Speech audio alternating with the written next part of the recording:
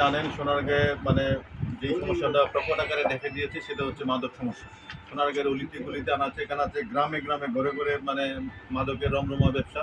হ্যাঁ, প্রশাসন এই মাদক নিয়ন্ত্রণের মানে ব্যাপারে সম্পূর্ণ ব্যর্থ। প্রশাসনের মনে হয় না এমন কোনো মনোযোগ আছে মাদক মানে দ্রব্য নিয়ন্ত্রণের জন্য।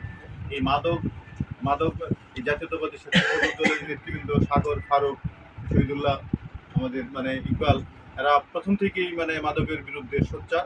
আমাদের ভাই বোনেরা, আমাদের সন্তানেরা এই মাদকাসক্ত হয়ে আস্তে আস্তে একটা পরিবার, একটা ছেলে মাদকাসক্ত হওয়া মানে একটা পরিবারের একজন মাদকাসক্ত হওয়া, পুরো পরিবারটা ধ্বংস হয়ে যায়। মাদকাসক্ত একটা ব্যক্তি পরিবারের মানে একেবারে অ্যাবসুলেট অশান্তির কারণে এক পরিবারের বোঝা।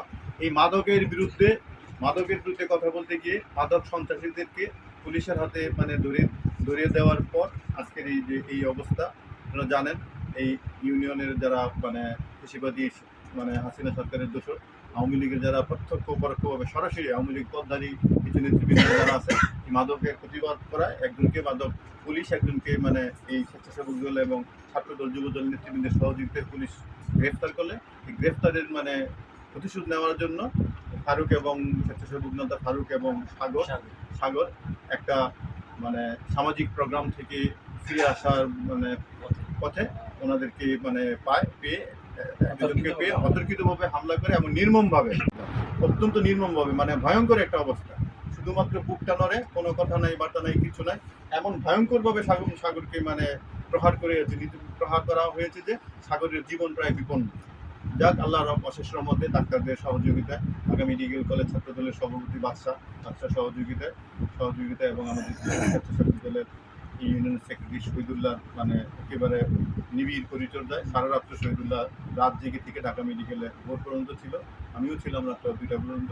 আল্লাহর রহমতে সাগর অনেকটা সুস্থ করে, তাও পরিপূর্ণ সুস্থ। আপনারা দেখেছেন এই যে এমনভাবে তাকে মারা হয়েছে, তার কপালের যে হাড্ডিটা একবারে নিচে ফেটে নিচের দিকে নেমে গেছে।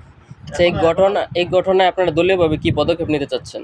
দলীয়ভাবে মানে পুলিশ প্রশাসন মামলা করেছে। মামলার আসামিরা আবার জামিনে বের হয়েছে। আমরা পলাতক আছে।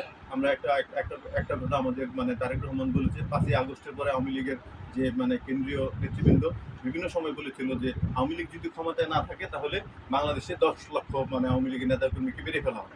10 লক্ষ মানে মেরে ফেলা হয়েছে 5 তারিখের পরে? 1 লক্ষ মেরে ফেলা হয়েছে? 10,000 মেরে ফেলা হয়েছে? 10 জন মেরে ফেলা হয়েছে? একজনও বিএনপির নেতাকর্মীদের মানে আওয়ামী লীগের নেতাকর্মী হত্যাকাণ্ডের শিকার হয় না।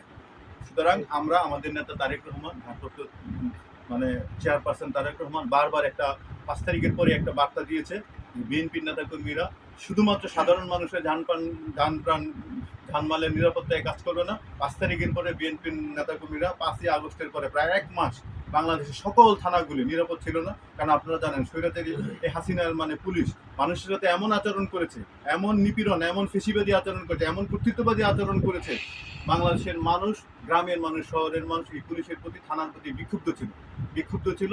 এই থানাগুলিকে রক্ষার জন্য, এই যে নিপীড়ক পুলিশদেরকে রক্ষার জন্য জাতীয়তাবাদী দলের নেতৃবৃন্দ, স্বেচ্ছাসেবক দল, ছাত্রদল, বিশেষ করে যুবদল, কৃষক দল, অন্যান্য অঙ্গ সংগঠনের নেতৃবৃন্দ তারেক রহমান নির্দেশে থানাগুলি পাহারা দিয়ে আইন শৃঙ্খলা পরিস্থিতি একটা সুন্দর অবস্থানে, সহনীয় অবস্থা আনার জন্য চেষ্টা করেছে, এখনো করে যাচ্ছে। আমাদের নেতা তারেক রহমান বলেছে এই যে সাগরকে মানে এইভাবে যে সাগরকে প্রহার করা হলো, মারা হলো, নিপীড়ন করা হলো, নির্যাতন করা হলো, সালাউদ্দিন মানে একটু আগে বলেছে, আমরা ইচ্ছা করলে এই মুহূর্তে যারা নিপীড়নকারী, যারা এই সাগরের মানে উপরে হামলাকারী, আমরা তাদের বিরুদ্ধে সামাজিকভাবে এবং দলীয়ভাবে অবস্থান নিতে পারি। কিন্তু আমাদের নেতা তারেক রহমান একটা কথা বলেছে, আমরা প্রতিশোধ পরায়ণ না, আমরা শেখ হাসিনার মতো প্রতিশোধ পরায়ণ না, প্রতিহিংসা পরায়ণ না।